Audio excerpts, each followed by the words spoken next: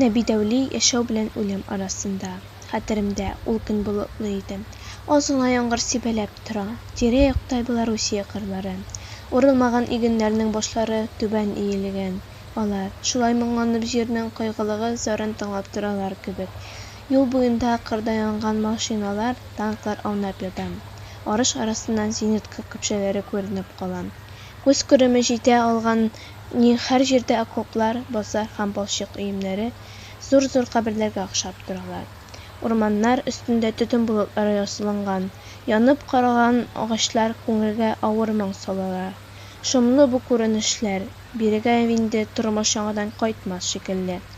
Шулай ук барысы да бетте микәнни?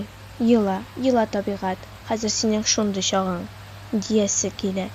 Сугыш сине дә, безне дә кызганмый. Ләкин көт, анакай, без әле килербез.